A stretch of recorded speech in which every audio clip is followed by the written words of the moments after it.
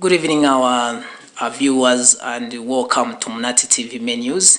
Today, the 5th of October 2023.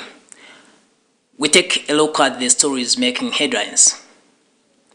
Government has reaffirmed their commitment to uplifting the well-being of all Zambians by ensuring that there is an increased number of qualified teachers. Voluntary service overseas is targeting to empower young people with different skills in Samfya and Lusaka districts. A 26-year-old single mother of Lusaka, 13 miles, has appealed to well-wishers to help her in purchasing a wheelchair for her 5-year-old son living with cerebral palsy. Health Professional Council of Zambia has set new dates for registered candidates to sit for professional licensure examinations. In international news, a drone attack on a Syrian military academy in Homs has killed at least 78 people. And in sports, Copper Queens have commenced their COSAFA title defense with a barren draw against Mozambique. For these and more stories, join us after this short commercial.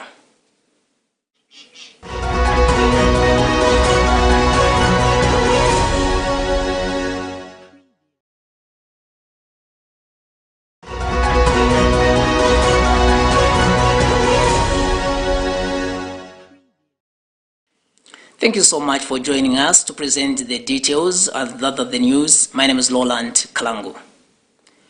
Government has reaffirmed its commitment to uplifting the well-being of all Zambians by ensuring that there is an increased number of qualified teachers.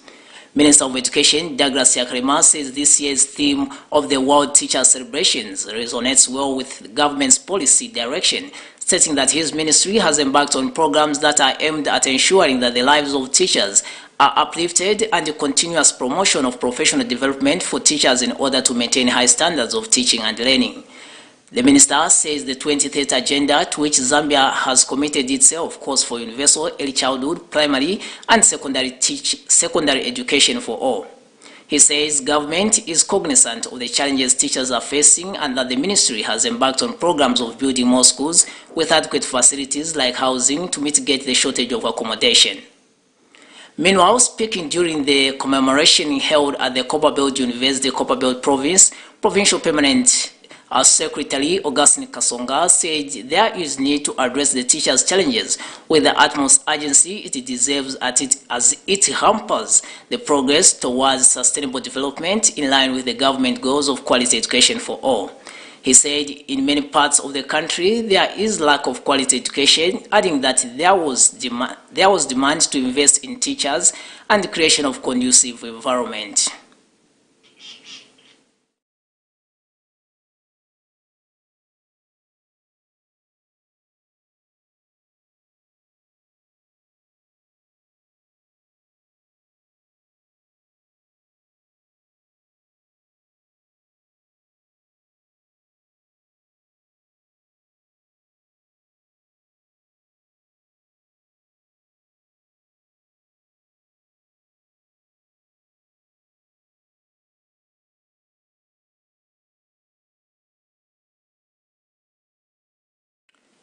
Voluntary Service Overseas VSO Project Manager Angel Mutale has called on the young people, especially the disabled people, to take up opportunities that his organization is offering.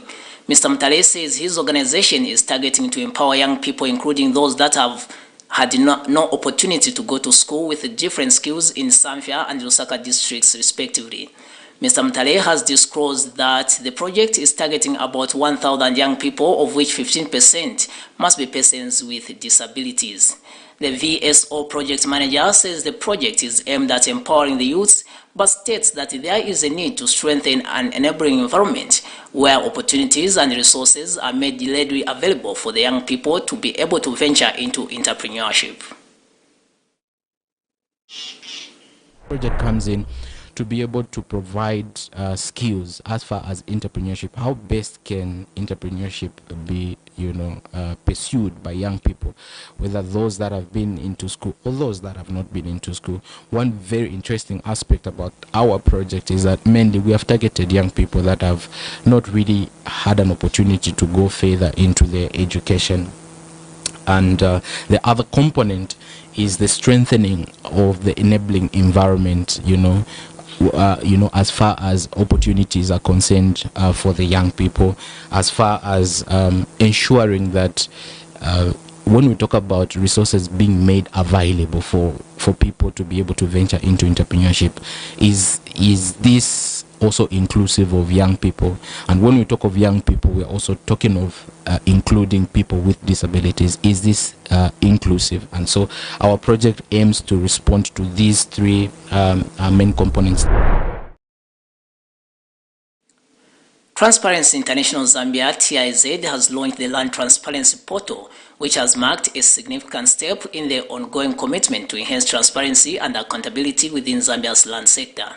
Speaking during the media briefing in Lusaka, the TIZ Executive Director, Maurice Nyambe, says the Land and Corruption in Africa project aims to combat corruption in land governance, thereby contributing to the well-being of men and women who depend on the land. Mr. Nyambe says how land is governed is a potential area for land risk that affects vulnerable sectors of society. TIZ has been implementing the Land and Corruption in Africa project since the year 2015. A 26-year-old single mother of Lusaka's 10 miles area has appealed to well-wishers to help her in purchasing a wheelchair for her 5-year-old son living with cerebral palsy. She says it is a challenge for her to raise her son as she has no one to support her, as she is also taking care of her mentally ill father. The 26-year-old narrates how she has to leave her son alone in the house as she goes in search of means to raise money and put food on the table. We have more in this report by Celestina Mbewe. This is a 26-year-old single mother of Lusaka's 13 miles area who is facing a dilemma of raising a 5-year-old son living with cerebral palsy without any financial or physical support. She says it is a challenge for her to raise her son with no family to support her, as she has also taken up the role of taking care of her mentally ill father. The 26-year-old narrates how she is forced to leave her son alone in the house as she goes in search of means to raise money and put food on the table.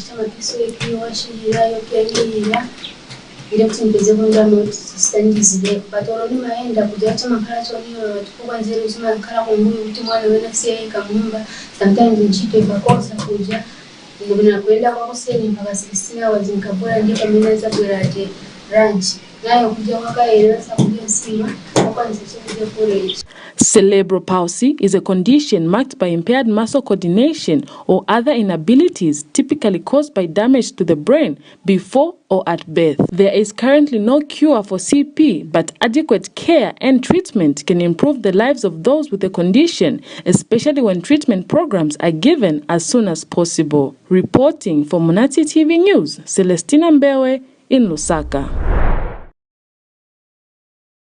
Thank you, Celestina, for that report. To continue with the news.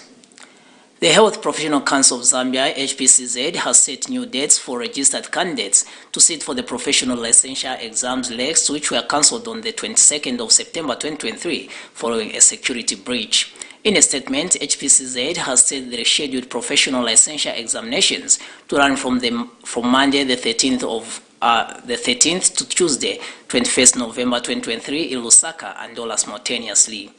The Health Council says all registered candidates who write both theory and practical examination papers respectively, which will be administered physically at designated places.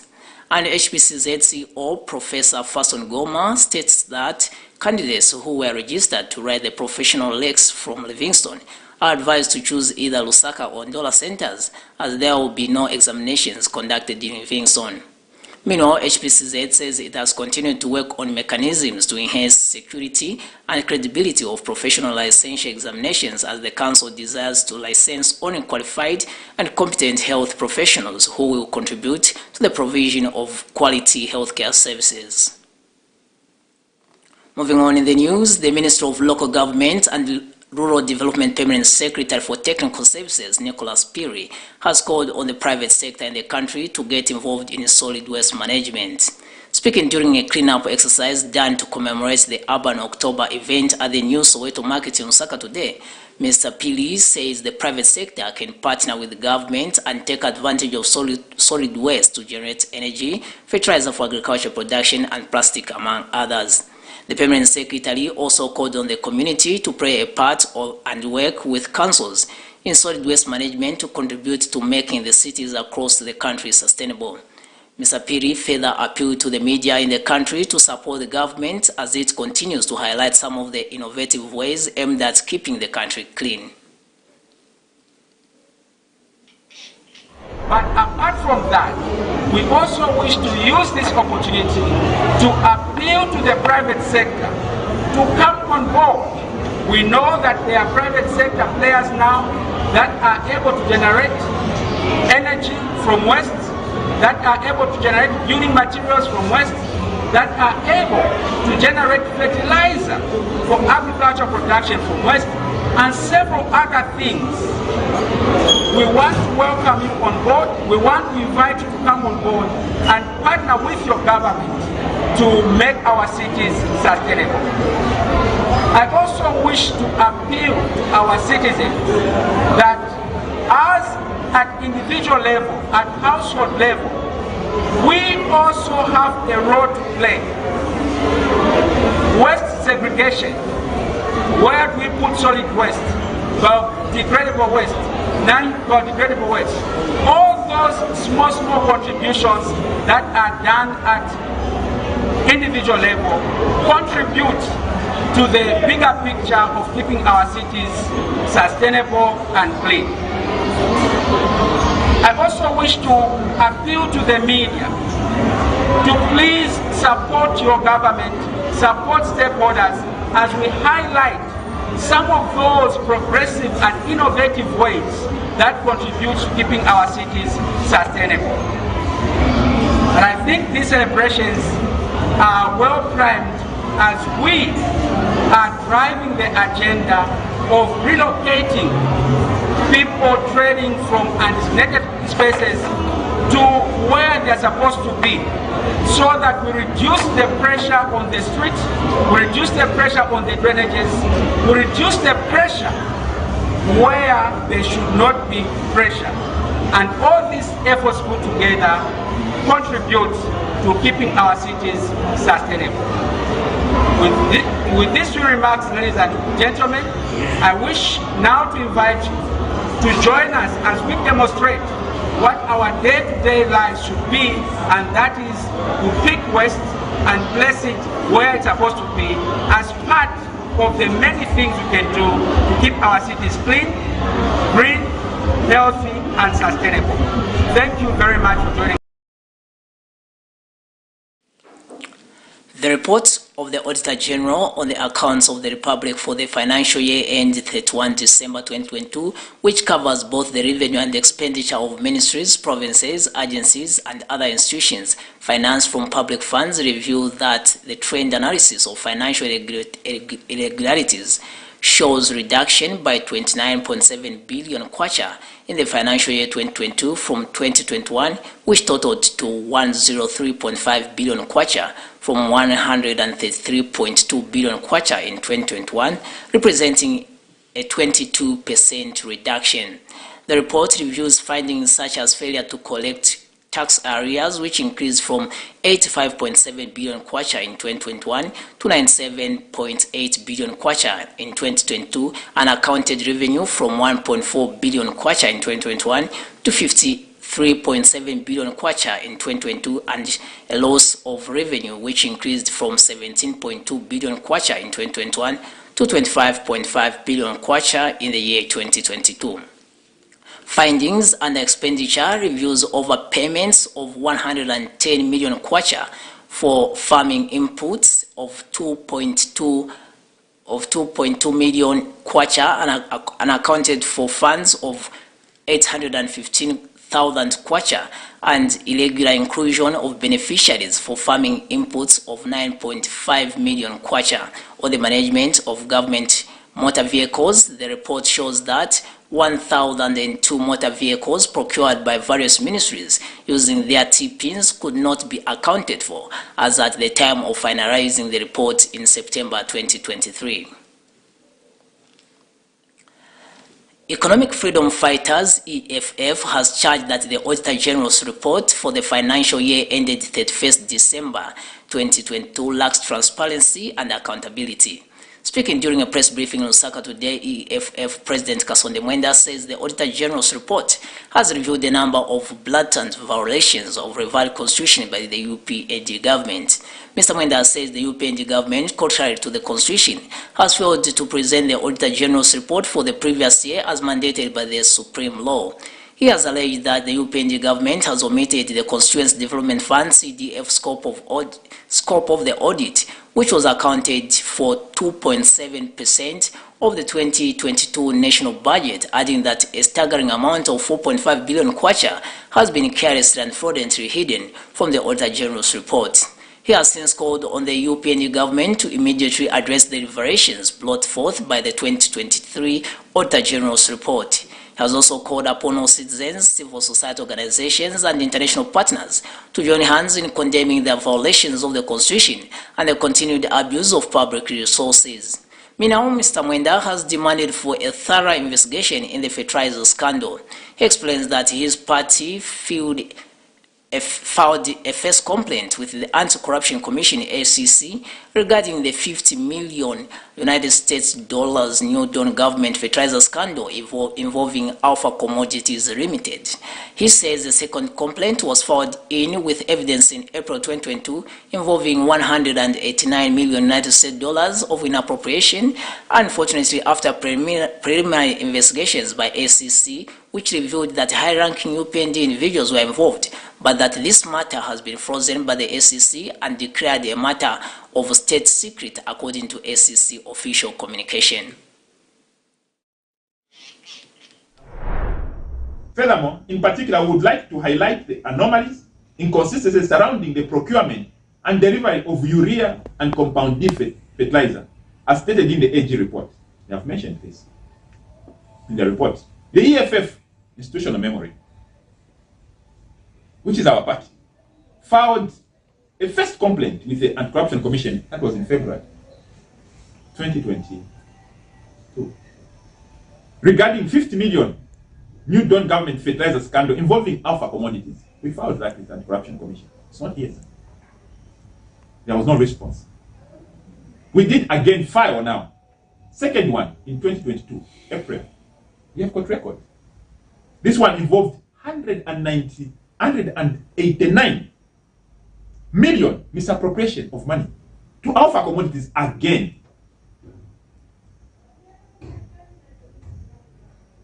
Unfortunately, after preliminary investigation by the SEC, not by us, which revealed that high-ranking UPND officials were involved, this matter has been frozen by the SEC, and they have written to us. It's not hearsay. We have even the letter. They have said this matter is now a matter of national secrecy. We can't share with you the media. They have frozen it because it's a collective theft. I don't even know what law they are using to freeze an investigation and call it secret, because it involves 189 million the poor Zambians' money. That's how much is being stolen from us, and they refuse to investigate it. This is a report from Anti-Corruption Commission. We've even made contact with the chairman, Mr. Musama, over these issues. So we are not alarmists. We are serving your interests. And we hear threats that now we are on the elimination list, whatever that means. Oh, they will eliminate themselves. They will eliminate themselves.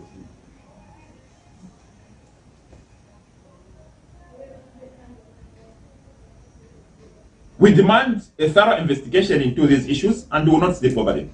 They think our silence means we have abandoned the cause. We will not. They will go to jail unless it's managed properly. And one day they will leave office. And okay, this is a new generation agenda. We need to correct the wrongs. Zambia needs to go on a brand new path of prosperity. We are tired. Do you want to die in poverty? No, I refuse. I know the media doesn't want to die in poverty. No. It is imperative that the SEC addresses these corruption allegations and holds the responsible people accountable. We are watching and waiting. If others forgot, us we don't forget. And we never forget. In the AG report with reference to procurement and delivery of urea and compound D fertilizer, in which anomalies and inconsistencies contrary to our procurement legislation occurred, Alpha Commodities is mentioned in this report. Finally, mentioned just. So what we are saying is not hearsay. They have also acknowledged that illegalities was given to Alpha Commodities, but Alpha Commodities is moving around.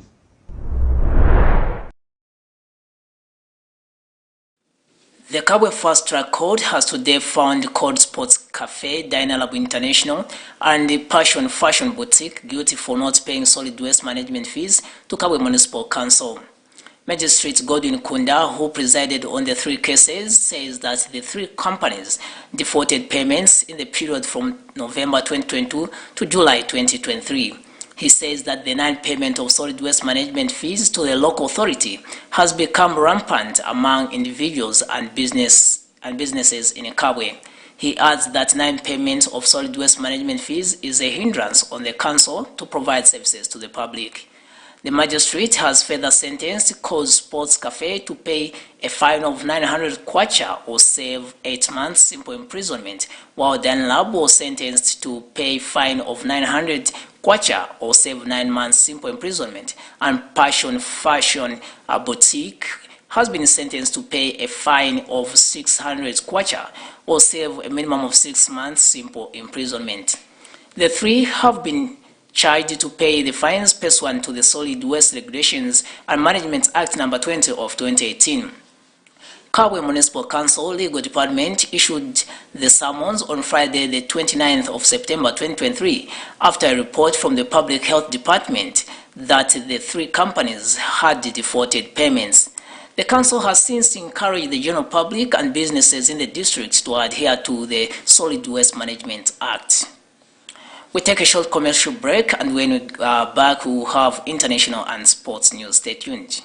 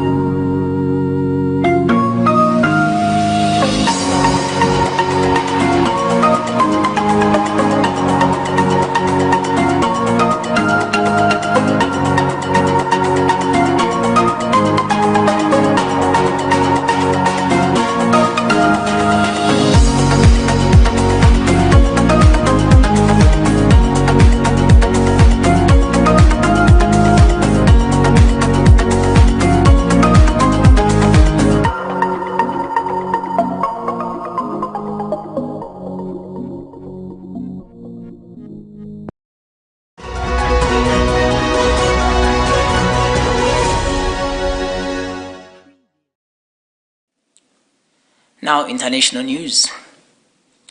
A drone attack on a Syrian military academy in Homs has killed at least 78 people, a monitoring group says. 9 civilians are among those who died when drones carrying explosives targeted at a graduation ceremony attended by cadets' families, the Syrian Observatory for Human Rights reports. The army blamed terrorist groups backed by non-international forces. Meanwhile, there was no immediate claim from the rebels and jihadists battling the government in the country's civil war. The drone attack is believed to have been launched from opposition-held areas northwest of Homs. And now, sports news. The Zambia women's national team has commenced its COSAFA title defense with a barren draw against Mozambique at the Lucas Moripe Stadium in Pretoria. Bruce Mwapes, assistant coach Florence Miller led the Copper Queens in a match which did not produce enough goal-scoring chances. The squad in South Africa is comprised of only local-based players. Chipolopolo coach Zambia they did dominate the match, but this resulted to no goals, which ended the match in a 0-0. Wish the Chipolopolo boy, the Copper Queens, all the best in their next encounter. In another sports story, the Chipolopolo coach, Ovram Grant, has named his 25-member squad for the back-to-back international friendly matches during the October FIFA window. The Football Association of Zambia FAZ has lined up friendly matches against Egypt and Uganda on the 12th and 17th of October, respectively. FAZ says the two matches are being used as preparatory games for the November round of FIFA World Cup qualifiers, which will be staged in Dubai. Grant will be without the injured duo of Lamek Banda, who plays for Lecce, and Frank Musonda of Aye United in Scotland. The technical bench has struck a balance between local and foreign-based players, with the Saudi Arabian domiciled Fashion Sakala making a return after missing out on the final Group H Africa Cup of Nations qualifier against Comoros Island due to a suspension. Zambia is preparing for the FIFA World Cup qualifiers in November, where they play Congo Brazzaville and Niger. Grant is also treating the qualifiers as a build-up for the 2023 Africa Cup of Nations that will be played in Ivory Coast in January. Draws for the Africa Cup of Nations will be held in Abidjan on the 12th of October this year. The full squad include goalkeepers Francis Mwansa of Green Buffaloes, Charles Kalumba of Red Arrows, and Victor Chabu of Nchanga Rangers. In the defense, Zambian kingpins Topila Sunzu of Jianing Xinzhuao of China leads the defense, among others. The midfield is being led by Zambian captain Lubambo Msonda, Kretas Chama, Fashion Sakala, among others. Meanwhile, in the striking force, there is a surprise inclusion of the Atletico San Lugueno Spanish-based striker Francis Mwepu. Person Daka, Evans Kangwa, continues to lead the squad aflant. That sporting item brings us to the end of the news, but before we go, we take a look at the stories that made the headlines.